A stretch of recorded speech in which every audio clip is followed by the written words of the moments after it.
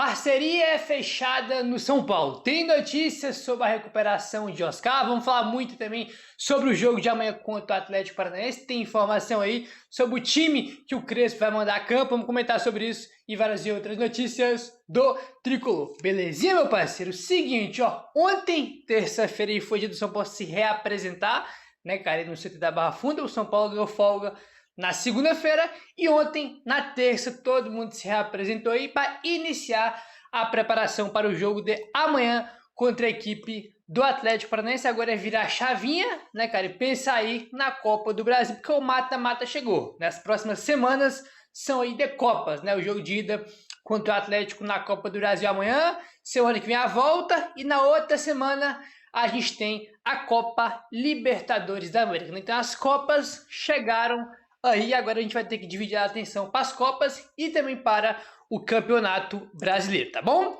Depois de uma folga na segunda-feira, o elenco do São Paulo iniciou nesta terça-feira, ontem, a preparação para o jogo contra o Atlético Paranaense, amanhã às 7h30 da noite, no estádio do Morumbi.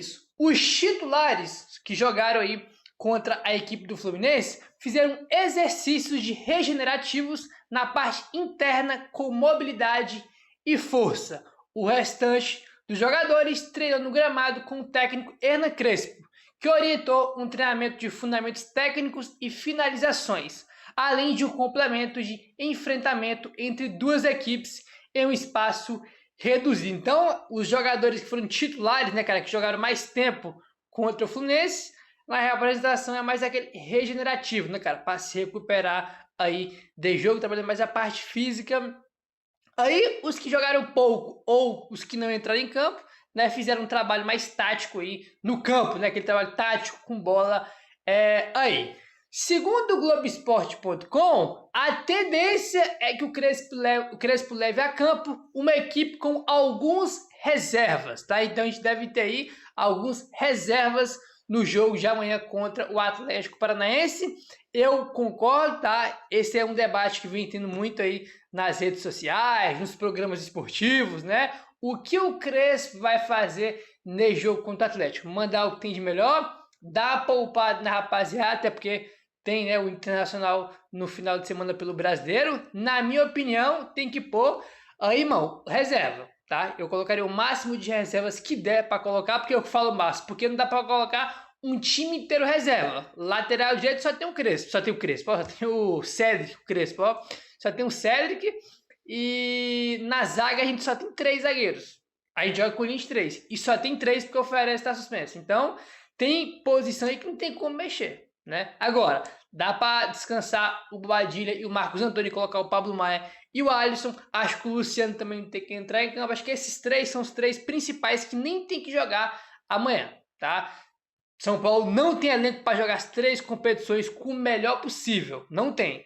E, na minha opinião, a prioridade tem que ser Libertadores e Brasileiro, né? Porque se você for olhar as Copas, a mais importante é a Libertadores. E o Brasileiro do São Paulo tem que ser na zona de Libertadores. São Paulo não pode ir para 2026, cara, jogar a Copa Sul-Americana, né? Então você tem que fazer um bom brasileiro para ficar ali naquela zona para buscar uma vaga para Libertadores. Por isso que eu acho que a Copa do Brasil tem que ser a terceira competição, por mais que uma Copa que a gente tem chance de título, né? Já que o Brasileirão não tem como, tá muito distante. Aí, tá bom? Sobre o Oscar, o meia Oscar, que sofreu fratura, né, cara, em 3 vértebras no clássico contra o Corinthians, iniciou aí, né, cara, a sua recuperação no CT da Barra Funda. Ele ficará fora dos jogos por cerca de 2 meses, né? O São Paulo colocou lá que era 4 a 8 semanas, né, que dá 1 a 2 meses, já botou que ele deve ficar de fora, né, por cerca de 2, literalmente, meses.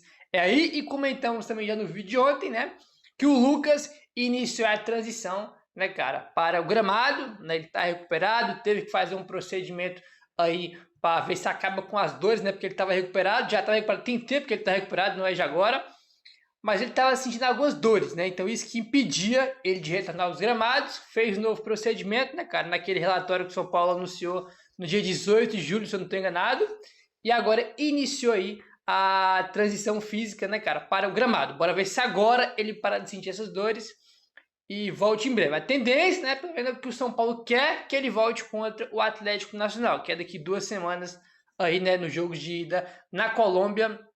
Joguei contra o Atlético Nacional pelas oitavas de final. Belezinha, meu parceiro? Então essas aí foram as informações do treino de ontem. Hoje o São Paulo faz o último treino e encerra a preparação para o jogo de amanhã no Morumbi contra o Atlético Paranaense. Como já colocou, vamos ter aí alguns reservas entrando em campo, né? Bora ver se hoje sai mais informações em relação ao time que vai entrar em campo amanhã, tá bom? Bora mudar de assunto agora e bora falar sobre o Wendel que finalmente tá aí jogando bem no São Paulo. Foi muito criticado aí no seu início, porque não estava legal, né? Não estava jogando bem, foi muito criticado com razão, porque não estava entregando aquilo que a gente esperava. Depois o Crespo chegou, tá fazendo bons jogos, finalmente, né, cara?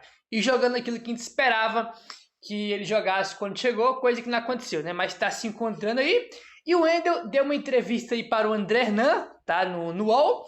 E peguei aqui 2 trechinhos interessantes que ele fala sobre o Crespo, né? Sobre o Crespo aí, né? Que chegou tem pouco tempo. E também que ele fala sobre a vinda para o São Paulo, né, que teve proposta aí de outros times e tudo mais. Sobre o Crespo, ele falou o seguinte, abre aspas. Cada jogador está fazendo o seu papel e compramos a ideia do treinador.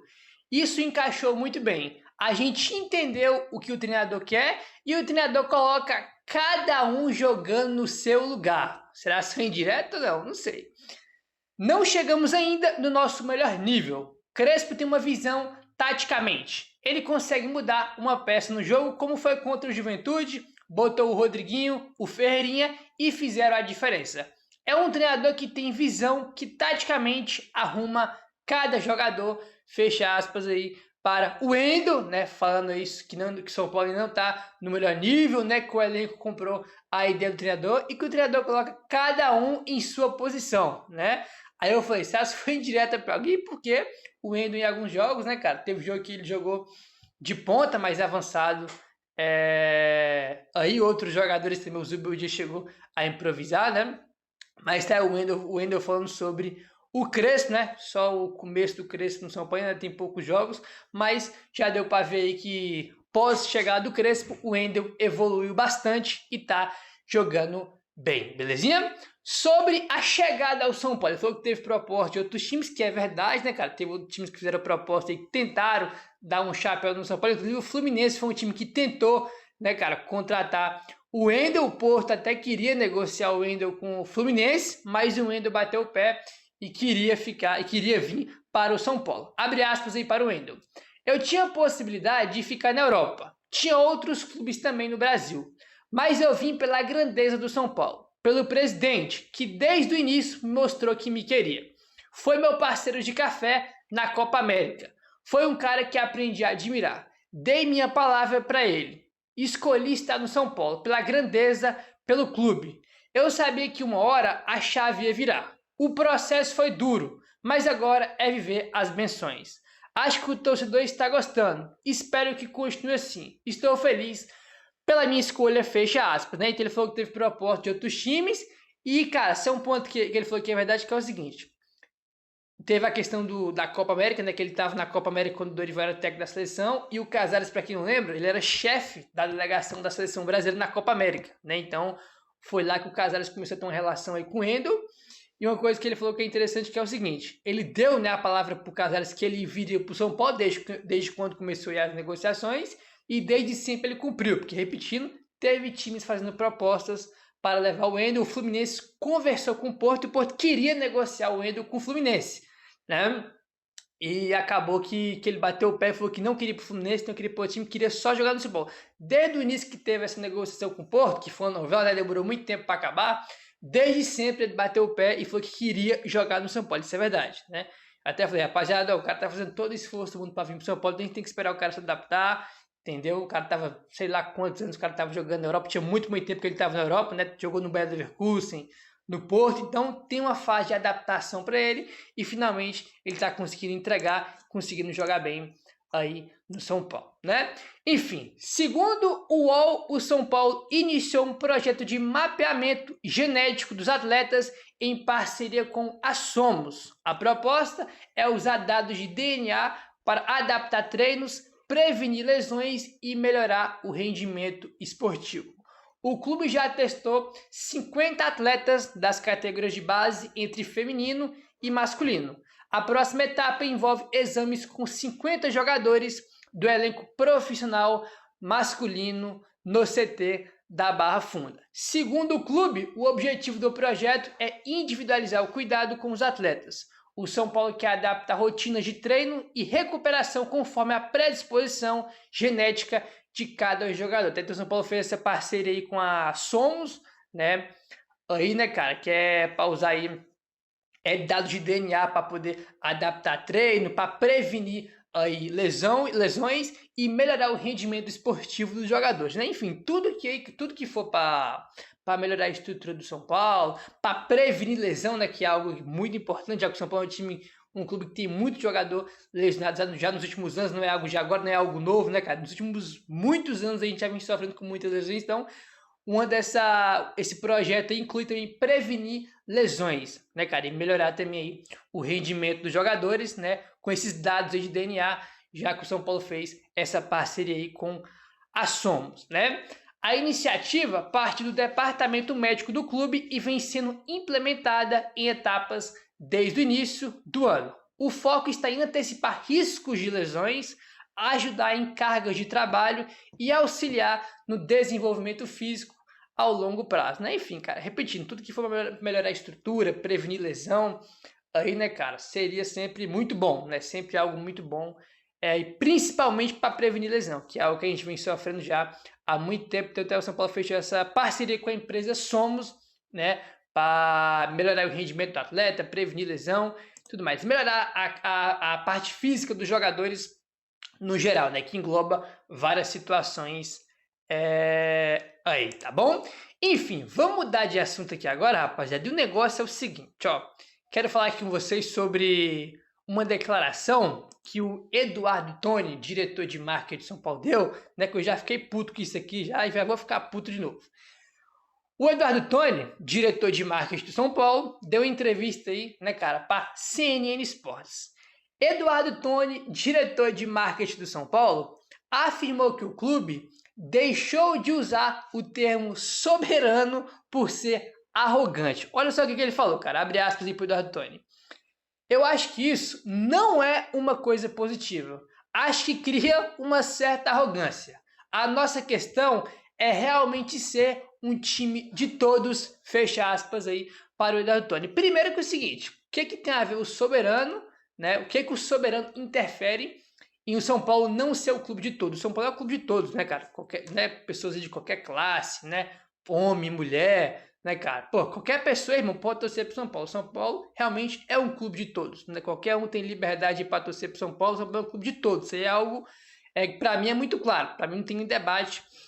Isso aí não. Qualquer um, irmão, né? Seja lá quem for, pode torcer pro São Paulo. É um clube de todos, não tem problema nenhum nisso. Só queria saber o que a palavra, né, cara? O soberano tem a ver com isso, né? E outra.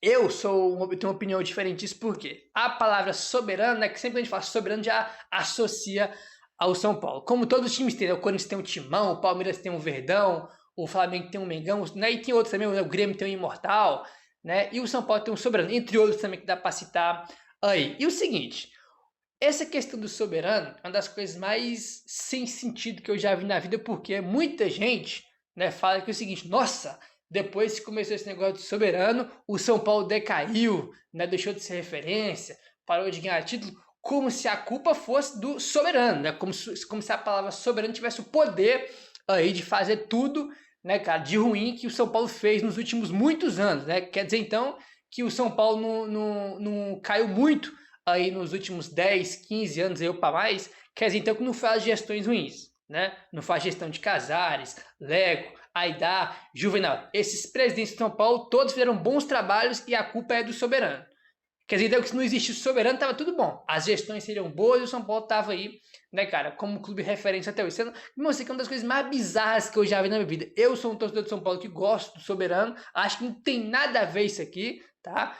A arrogância. Cara, todo torcedor tem aquela questão de ser arrogante em algum momento, né? Quando o time é muito forte, que tá ganhando, né? O Flamengo tem muito isso hoje, o Palmeiras tem muito isso hoje, e cada um, cara, tem aí suas frases, seus apelidos, né, cara, que os clubes têm, eu acho isso natural. Por exemplo, o Grêmio é o imortal. O Grêmio é imortal? Não é, pô. O Grêmio foi rebaixado aí, tá muito mal também. Esse ano, nos últimos anos, também é um clube que caiu bastante em rendimento. Aí, e tipo assim, o Grêmio tá fraco hoje por causa do imortal ou é por causa de gestões ruins, que teve pessoas incompetentes, né, cara? Então acho que esse negócio aqui é uma coisa bem boba, tá? Eu gosto do Soberano, acho que é o que é do São Paulo e não tem nada a ver o Soberano com o São Paulo ter decaído nos últimos anos aí, cara. O São Paulo decaiu por um motivo e simples: gestões ruins, não tem papo. Né? Que o Soberano fez o São Paulo cair. Que o cair de cair que eu falo, né, nos últimos anos, não cair para a Série B, né, que se o São Paulo nunca caiu. São Paulo não é mais referência por causa do Soberano, por causa da soberba, tem nada a ver isso aí, cara. São Paulo não é mais o que era antes, porque ele teve gestões terríveis que afundaram o São Paulo e colocaram o São Paulo com quase 1 bilhão de dívidas. Isso é simples, cara. Entendeu? Que tem um sapo enterrado no Morumbi, tem nada disso, cara. Só gestões ruins que fez o São Paulo estar com quase 1 bilhão de dívida, né, cara? E não tá hoje entre os principais clubes do Brasil por causa das gestões, não é por causa do Soberano, né, cara? Então você acha uma questão bem boba mesmo, que pra mim faz o menor sentido. Meu querido, se inscreve no canal, deixa o like, valeu, tamo junto e saudações tricolores.